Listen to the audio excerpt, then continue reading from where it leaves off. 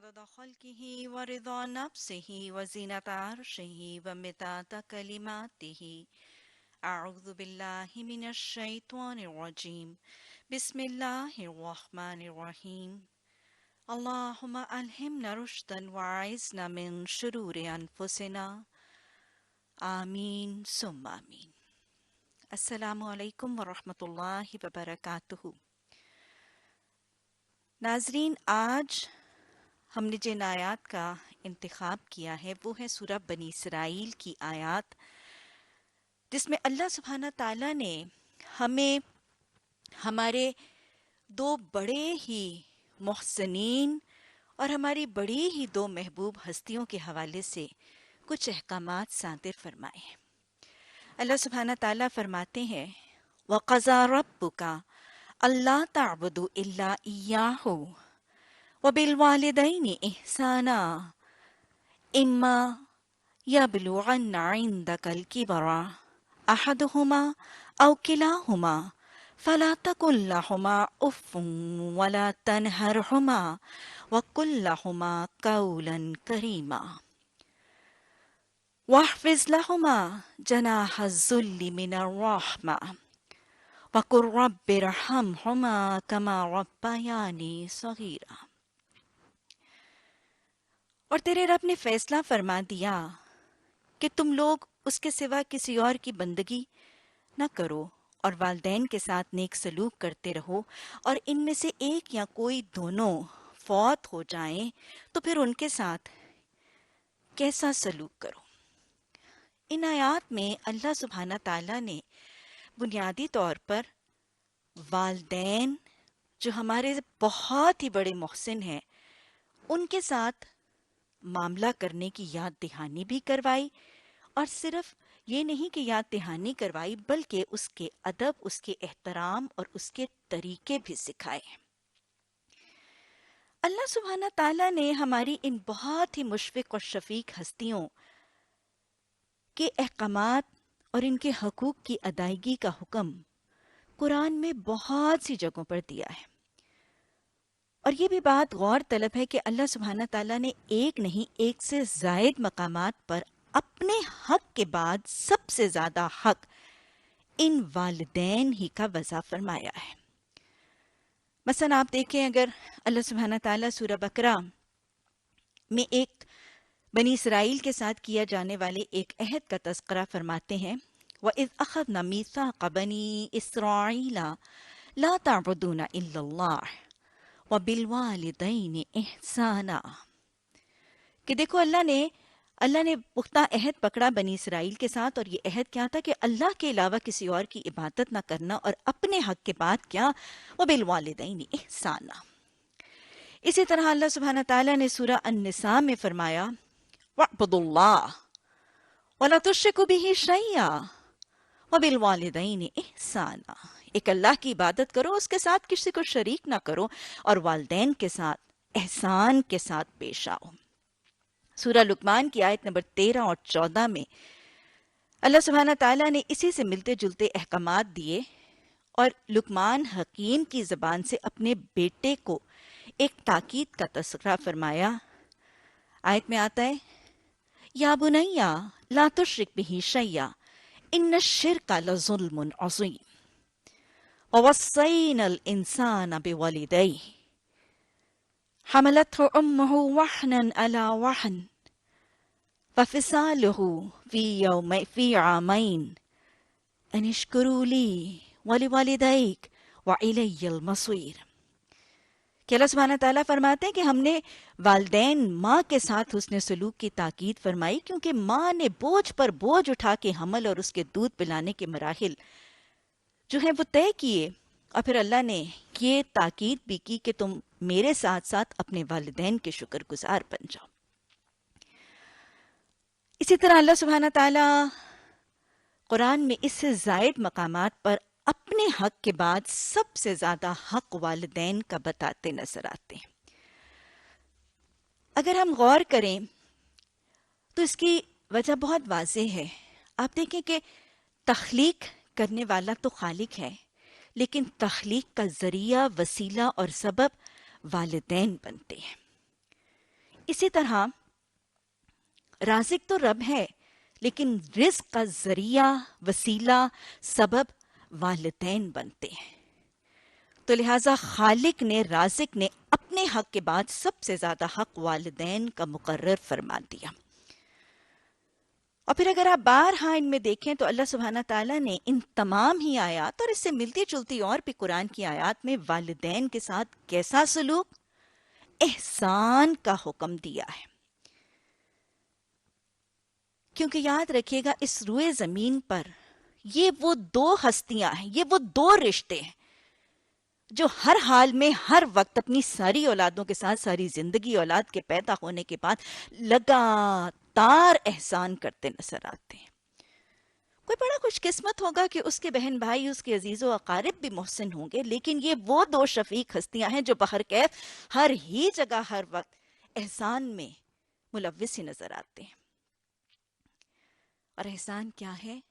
احسان اس عمل کو کہتے ہیں کہ جو کرنے والا اپنے فرض سے بڑھ کے کرتا ہے۔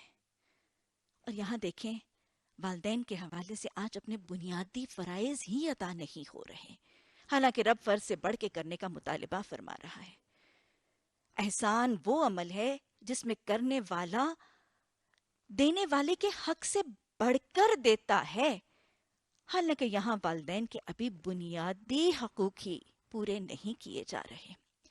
احسان وہ عمل ہے کہ کرنے والا اس شخص کو محض اس کو سکون اور راحت دینے کے لیے کرتا ہے، اور آج والدین کے سکون، آرام اور خوشی سے اکثر اولاد بے خبر نظر آتی ہے۔ احسان وہ عمل ہے جس میں کرنے والا کسی دنیاوی غرض، مقصد، نیت، ارادے کی نیت سے نہیں، محض رب کی رضا کے لیے کرتا ہے، حالانکہ اکثریت آج اپنے والدین کے ساتھ یہ معاملہ ان کے مال، ان کی جائیداد یا اپنی ناموری کی شہرت میں کرتی نظر آتی ہے۔ والدین کے حقوق اس قدر کہ اس خالق کے حقوق کے بعد سب سے زیادہ حقوق ان مشفق شفیق ہستیوں کی، اور ان کے ساتھ احسان کا رویہ۔ وہ بہت ہی پیاری حدیث حضرت ابو ہریرہ رضی اللہ تعالیٰ عنہ کی روایت سے بخاری اور مسلم شریف کی حدیث آتی ہے کہ ایک شخص نے نبی صلی اللہ علیہ وسلم سے سوال کیا، من احق الناس من احق الناس بحسن، کہ لوگوں میں سے میرے حسن اخلاق کا یا میرے احسان کا سب سے زیادہ حقدار کون ہے؟ تو آپ نے فرمایا، کا تیری ماں۔ اس نے فرمایا، پھر اس نے سوال کیا، ثم من، پھر اس کے بعد کون؟ آپ نے فرمایا، کا۔ پھر اس نے کہا، ثم من، کس کے بعد کون؟ آپ نے فرمایا، کا۔ اور پھر تیسرا سوال کرنے کے بعد چوتھا سوال جب کیا، ثم من، تو آپ نے فرمایا، ابو کا۔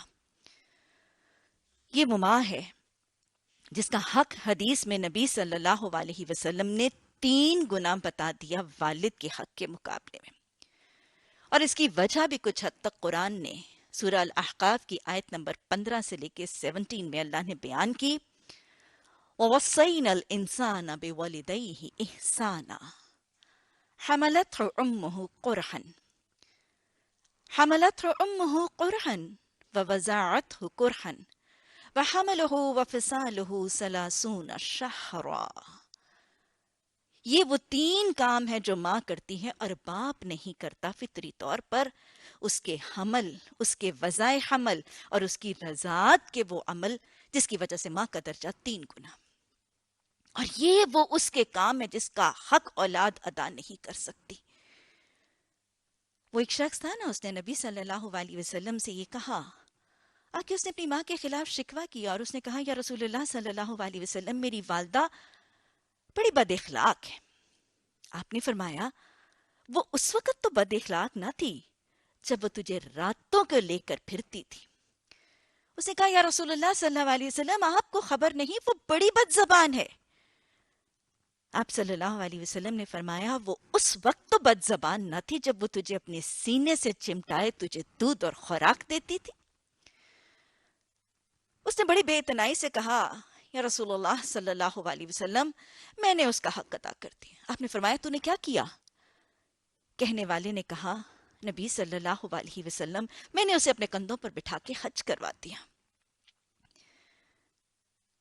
آپ صلی اللہ علیہ وسلم نے اس شکوہ کرنے والے بیٹے کو کیا کہا؟ آپ نے فرمایا ابھی تو نے اس کی درد زی کی دردوں کا بدلہ بھی نہیں چکایا، ابھی تو نے اس کی درد زی کی دردوں کا بدلہ بھی نہیں چکایا۔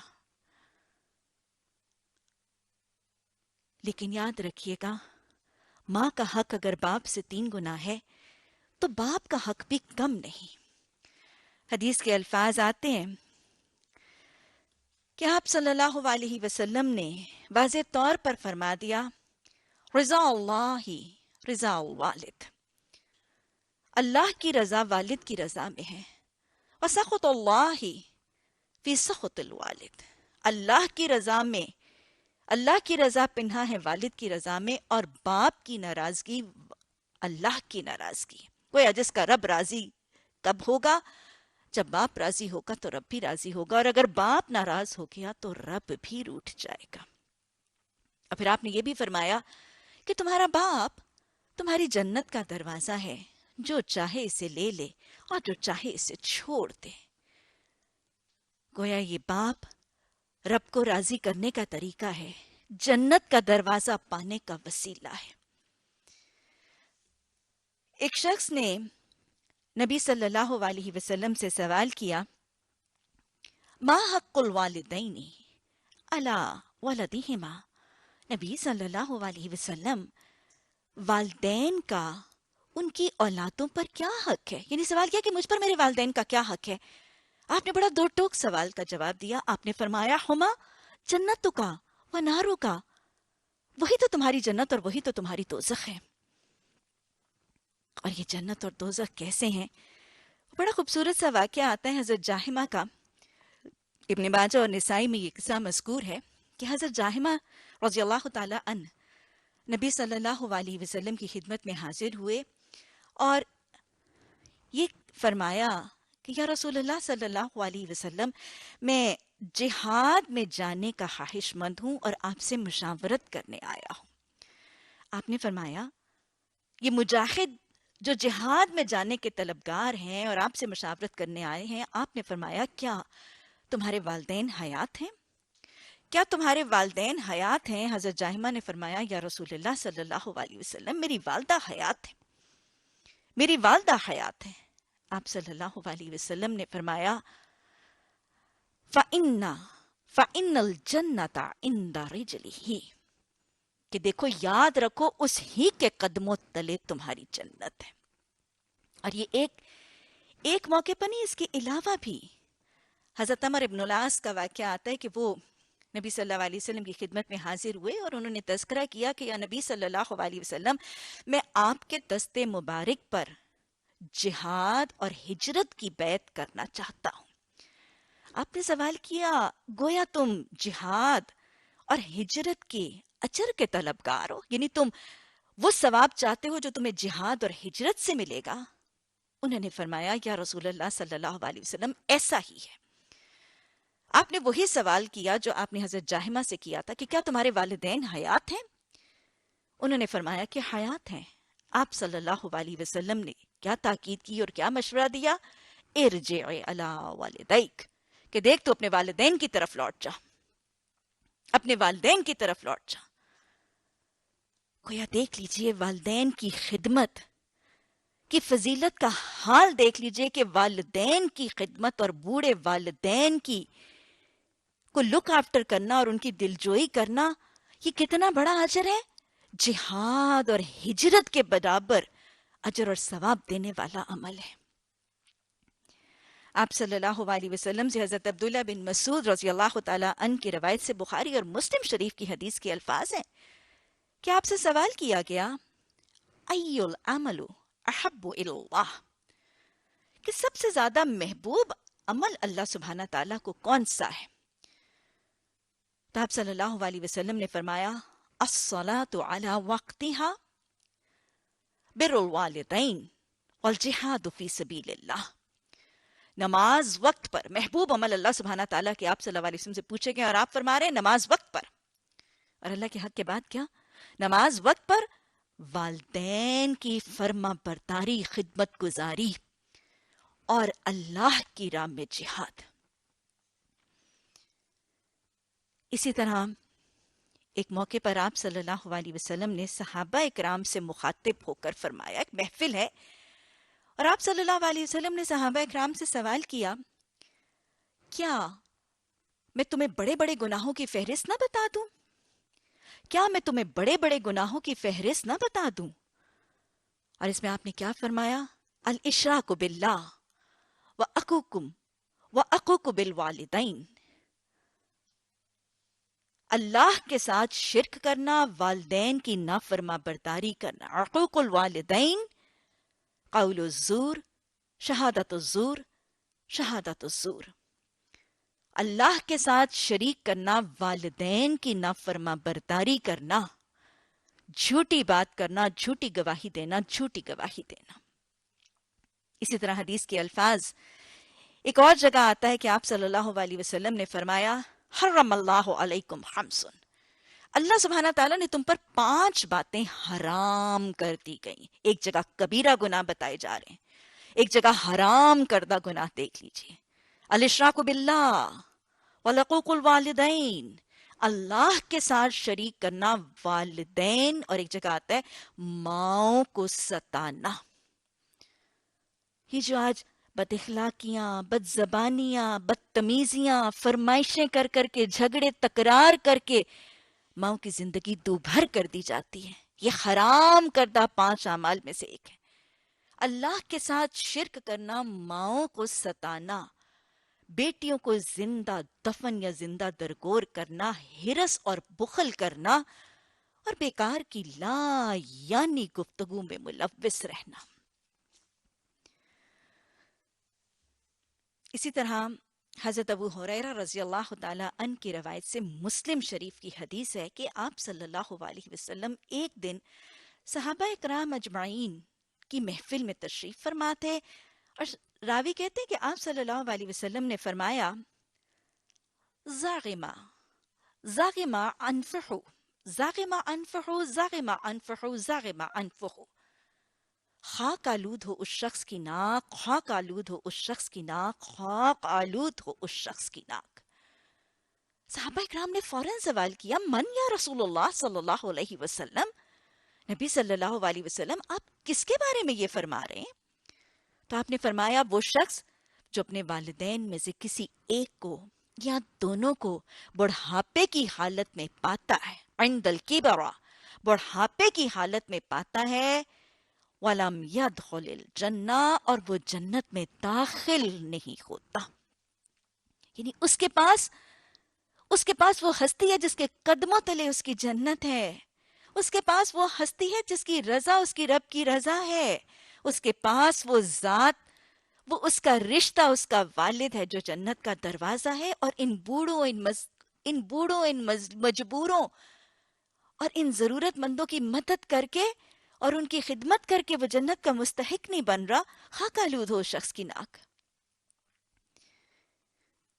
اور پھر اسی سے ملتا جلتا وہ واقعہ بھی آتا ہے نا کہ مسجد نبوی میں نبی صلی اللہ علیہ وسلم کے حوالے سے وہ واقعہ کہ صحابہ اکرام بھی تشریف فرما تھے اور آپ بھی موجود تھے، اور راوی کہتے ہیں کہ آپ صلی اللہ علیہ وسلم اپنے منبر پر چڑھتے جاتے تھے اور آپ صلی اللہ علیہ وسلم ہر زینے پر فرما رہے تھے، آمین آمین آمین۔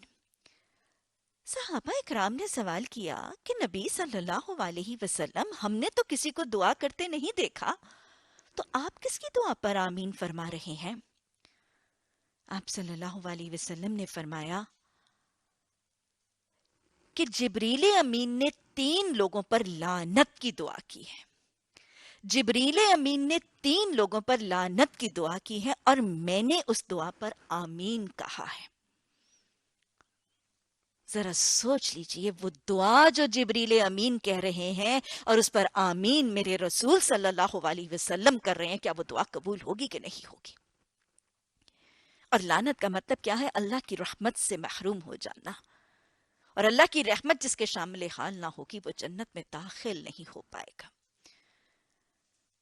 یہ 3 بدبخت کون سے تھے جن کے لیے جبریل امین نے لعنت کی دعا کی اور آپ صلی اللہ علیہ وسلم نے اس پر آمین کہا؟ آپ نے فرمایا، وہ شخص جو رمضان کے مہینے کو پاتا ہے اور اپنے سابقہ گناہ بخشوانے میں کامیاب نہیں ہوتا۔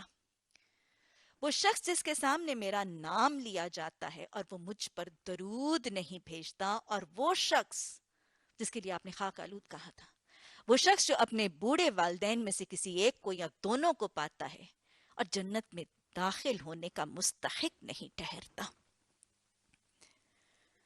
اور اسی طرح وہ حدیث بھی دہرا لیجئے کہ آپ نے فرمایا کہ 3 بدبخت ایسے ہیں، ارے بدبخت ہی ہیں، 3 بدبخت ایسے ہیں جن کی دعا لیلۃ القدر والی رات میں بھی قبول نہیں ہوتی۔ کتنی عام دعاؤں کی قبولیت کی رات ہے نا، لیکن 3 بدبخت ایسے ہیں جن کی دعا میں اس رات میں بھی دعا قبول نہیں ہوتی۔ یہ کون سے ہیں؟ شراب کا عادی، سود کھانے والا، اور والدین کا نافرما بردار۔ اسی طرح آپ صلی اللہ علیہ وسلم نے فرمایا 3 لوگ ایسے ہیں کہ وہ جنت کی خوشبو بھی نہیں پائیں گے، حالانکہ جنت کی خوشبو 100 سال کی مسافت سے آ رہی ہوگی، اور اس فہرست میں بھی یہی تینوں موجود ہیں: سود خور، شراب کا عادی، اور والدین کا نافرما بردار۔ اور اس سے زیادہ سخت حدیث کے الفاظ وہ ہیں جہاں آپ فرماتے ہوئے نظر آ رہے ہیں 4 لوگوں کے حوالے سے اللہ نے اپنے ذمے لے لیا ہے کہ ان کو وہ جنت میں داخل نہیں ہونے دے گا۔ اللہ نے ایسے سرکشوں کے حوالے سے اپنے ذمے لیا ہے کہ ان کو وہ جنت میں داخل نہیں ہونے دے گا: شرابی، سود خور، والدین کا نافرما بردار، اور یتیم کا مال کھانے والا۔ حدیث ہمیں وارن کرتی ہے، آپ صلی اللہ علیہ وسلم نے متنبہ کیا ہے امت کو اور فرما دیا ہے کہ 3 عمل ایسے ہیں کہ جن کے ساتھ کوئی نیکی کام نہیں آتی۔ یہ 3 کیے ہوں گے، بڑی سے بڑی نیکیاں کی ہوں گی، وہ قبول نہیں ہوگی، وہ کام ہی نہیں آئے گی۔ یہ 3 عمل کون سے ہیں؟ ان کو جاننا، ان کو یاد رکھنا اور ان سے اجتناب کرنا انتہائی اہم ہے۔ الاشراق باللہ وعقوق الوالدین، اللہ کے ساتھ شریک کرنا، والدین کی نافرمانی کرنا، والدین کو ستانا اور میدان جنگ سے پیٹ پھیرنا۔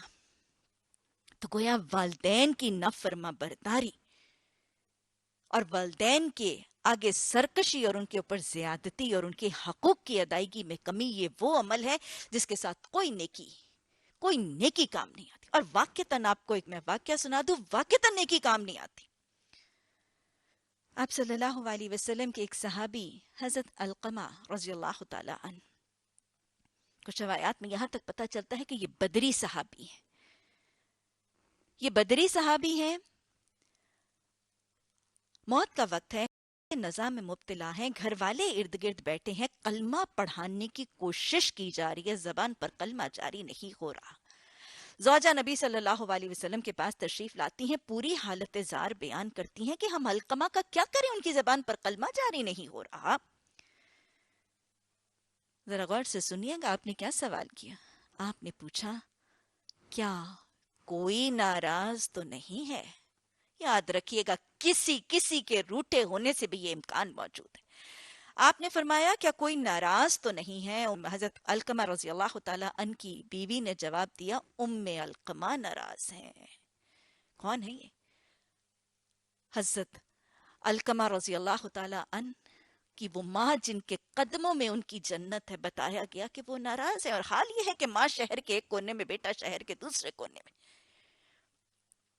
آپ صلی اللہ علیہ وسلم نے حضرت ام علقمہ کو بلایا اور پوچھا کہ ام علقمہ، تیرا اور علقمہ کا کیا معاملہ ہے؟ ام علقمہ کا یہ جملہ ہماری آنکھیں کھولنے کے لیے بہت ہے۔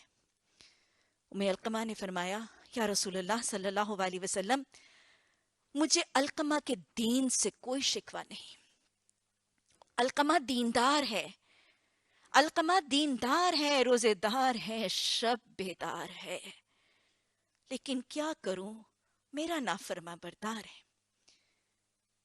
اور ذرا دیکھیے گا نافرما برداری کیسی ہے۔ کہتی ہیں جب بات کرتا ہے تو میرا کلیجہ کاٹ دیتا ہے، جب بولتا ہے تو میرا دل چیر دیتا ہے، میں اس کو معاف نہیں کر سکتی۔ یہ والدین کے ساتھ بدسلوکی، بد اخلاقی ہے نا، بدخلقی ہے جو ماں کا دل دکھا گئی۔ کہتی ہے میں معاف نہیں کر سکتی۔ آپ صلی اللہ علیہ وسلم نے خاموشی سے حضرت بلال کو کہا بلال پھر لکڑیاں جمع کرو۔ والدہ تھی نا، فوراً خیال آیا کہ کیا شاید جلایا جائے گا میرے بیٹے کو. اور فوراً ماں کی زبان پر آیا, یا رسول اللہ صلی اللہ علیہ وسلم, میں نے علقمہ کو معاف کیا. راوی کہتے ہیں کہ ادھر ماں نے کہا تھا کہ میں نے علقمہ کو معاف کیا, اور ادھر حضرت علقمہ کی زبان پر کلمہ طیبہ جاری ہو گیا تھا. ماں ناراض ہو گئی, ماں روٹھ گئی تو رب بھی روٹھ جائے گا, اور ماں کی نافرمانی ہو گئی تو کوئی دنیا کی عبادت اور عمل قبول نہیں ہوگا. اور ماں باپ کے فرما برداروں کی شان کیسی ہے, ان کی دعائیں کیسے قبول ہوتی ہیں. تو بچپن میں نا دوسری اور تیسری جماعت کی کتابوں میں آپ نے وہ واقعہ پڑھ ہی رکھا ہوگا. دہرائیں, بنی اسرائیل کے 3 لوگ یہ مسافر سفر میں نکلے, راستے میں آندھی طوفان نے آ لیا. ایک بڑے سے پہاڑ کی غار میں انہوں نے پناہ لی, اور کیا ہوا کہ اس طوفان اور آندھی کی وجہ سے ایک بڑا سا پتھر آیا اور اس نے غار کے دھانے کو بند کر دیا, جس کی وجہ سے یہ غار کے اندر قید ہو گئے. پہلے تو اس پتھر کو ہٹانے کی بہت ہی کوشش کی, لیکن اس کے بعد تھک ہار کر بیٹھ کے اور آپس میں ایک دوسرے کو انہوں نے تجویز دی کہ پھر ایسا کرتے ہیں کہ ہم اپنے اپنے نیک اعمال کا واسطہ دے کر اللہ سبحانہ تعالیٰ سے دعا کرتے ہیں. یہ کیا جا سکتا ہے. یہ واقعہ بخاری شریف میں موجود ہے. تینوں نے اپنے اپنے نیک اعمال کا وسیلہ اور واسطہ دے کر اللہ سبحانہ تعالیٰ سے دعا کی, اور ان میں سے ایک نے کیا کہا تھا, ذرا دوہرا لیجئے, ذہن نشین کر لیجئے اور لوگوں کو سنا دیجئے. ان میں سے ایک نے کہا تھا کہ الہی تو جانتا ہے کہ میں دن بھر بکریاں چراتا ہوں, جب شام کو تھکا ہارا واپس آتا ہوں تو دودھ دونے کے بعد سب سے پہلے اپنے بوڑھے ماں باپ کو پیش کرتا ہوں.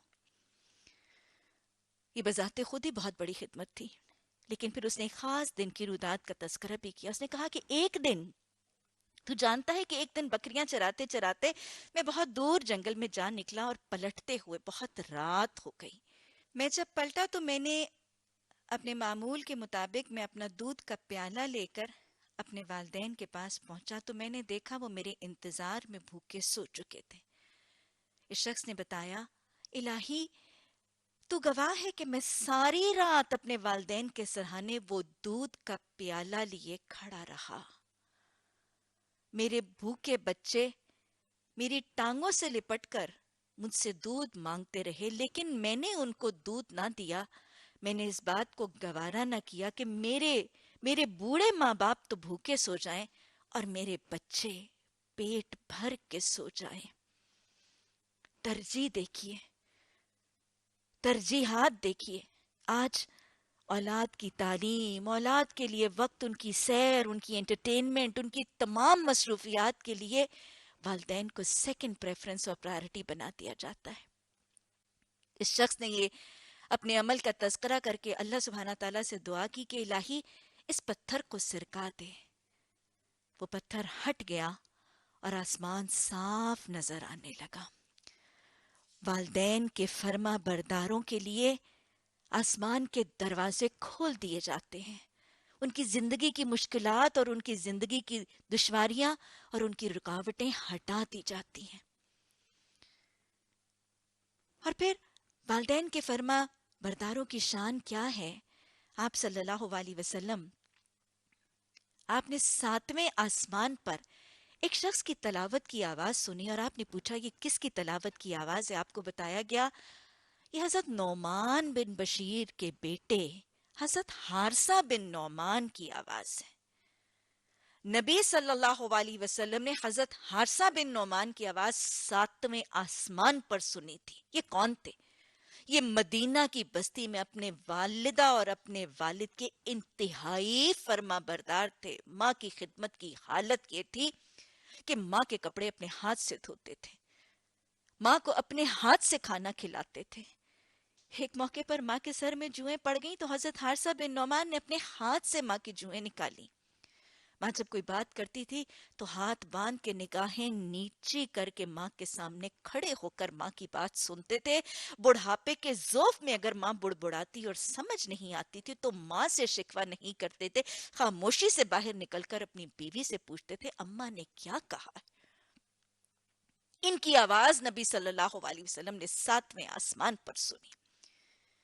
اور یہ بھی یاد رکھیے گا کہ حدیث نے اس بات پر بھی متنبہ فرمایا ہے کہ اللہ سبحانہ تعالیٰ کچھ گناہوں کی سزا تو دنیا میں دے دیتے ہیں اور کچھ کو قیامت کے لیے مؤخر کر دیتے ہیں، لیکن ایک گناہ کی سزا اللہ سبحانہ تعالیٰ اس دنیا ہی کی زندگی میں ضرور دیتے ہیں، اور وہ گناہ کیا ہے؟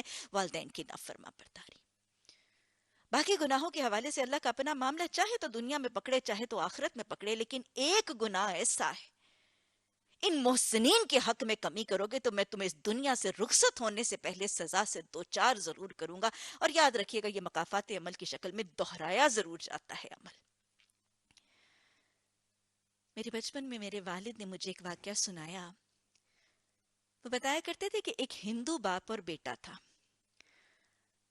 ہندو جو ہے وہ تاجر تھا اور بہت مالدار تھا باپ، بوڑھا ہو گیا، بیمار بھی تھا، بیٹا اس کی دیکھ بھال سے کچھ اکتا بھی گیا اور مال کا ہرس بھی اس کے دل میں آ گیا۔ ایک دن بوڑھے باپ کو سیر کا جھانسا دے کر بوڑھے باپ کو ایک نہر کے کنارے لے گیا، اور جو ہی نہر کے پاس پہنچا، اس نے اس بوڑھے باپ کی ذرا گردن پکڑ کے اس کو پانی میں ڈبکی دینے کی کوشش کی ہی تھی کہ بوڑھے باپ نے کہا کہ بیٹا ذرا ایک منٹ ٹھہر جانا، بیٹا ذرا ایک منٹ ٹھہر جانا۔ بیٹے نے کہا باپو کیوں؟ باپ نے کہا بیٹا میں نے اپنے باپ کو اس جگہ پر مارا تھا، مجھے وہیں پر لے کر ڈبو دو۔ یاد رکھیے گا، والدین سے کی ہوئی بدسلوکیاں، زیادتیاں مکافات عمل ہی کی شکل میں دنیا میں دہراتی جاتی ہیں۔ اور پھر وہ اولادیں جو والدین کی فرما بردار ہوں، والدین کی خدمت گزار ہوں، اور پھر اس خدمت کے عوض ان ماؤں کی دلوں اور ان کی زبانوں سے جو دعائیں نکلتی ہیں، وہ اولاد کی شان کو بدل دیا کرتی ہیں۔ دہرا لیجئے وہ واقعہ جو حضرت موسیٰ علیہ السلام کے حوالے سے آتا ہے۔ حضرت موسیٰ علیہ السلام نے اللہ سبحانہ تعالیٰ سے پوچھا تھا کہ الہی جنت میں میرا ہمسایہ کون ہوگا؟ حضرت موسیٰ کون ہے؟ کلیم اللہ نے اللہ سبحانہ تعالیٰ سے سوال کیا کہ کلیم اللہ کا ہمسایہ جنت میں کون ہوگا؟ اللہ سبحانہ تعالیٰ نے ایک قصائی کا تذکرہ کیا۔ حضرت موسیٰ اس قصائی کی دکان تلاش کر کے وہاں پہنچے، اس کے معمولات زندگی کو دیکھنا چاہتے تھے۔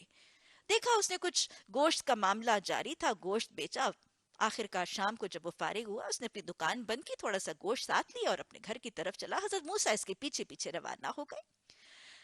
وہ شخص جب گھر پہنچا تو اس نے جلدی آتے سار ہی ایک بڑھیا خاتون تھی، اس کے سر پر بوسہ دیا، اس کو سلام کیا اور گوشت کو جلدی سے پکنے کے لیے ہنڈیا میں چڑھایا، اور پھر بیٹھ کر اس بڑھیا کے ساتھ کچھ باتیں کرنے لگا۔ کھانا تیار ہوا تو بڑی ہی نرمی سے اس نے اس بڑھیا کو اٹھا کے اپنے کندھے کی ٹیک دے کر نرمی سے لقمے اس کے منہ میں ڈالنے شروع کیے۔ حضرت موسیٰ سمجھ گئے کہ میں معاملے کی تہہ تک پہنچ گیا۔ حضرت موسیٰ کی ہمسائیگی کا شرف اس شخص کو اس لیے مل رہا ہے کہ اس بڑھیا ماں کی خدمت گزاری کی جا رہی ہے۔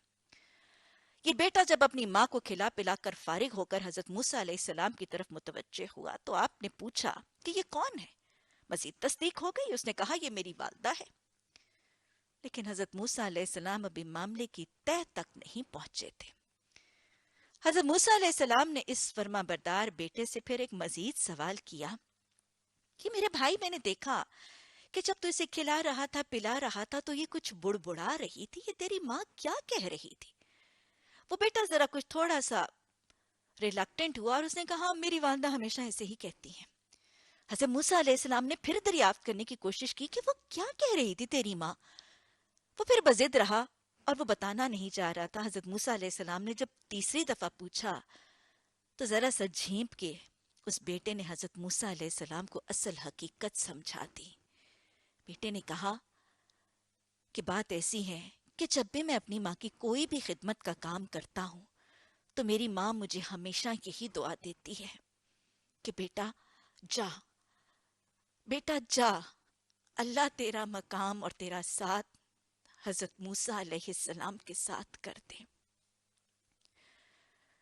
اللہ سبحانہ تعالیٰ جن کے پاس جنت کے یہ خزانے ہیں، اللہ ان کو ان کی قدر کرنے کی توفیق عطا فرما دے۔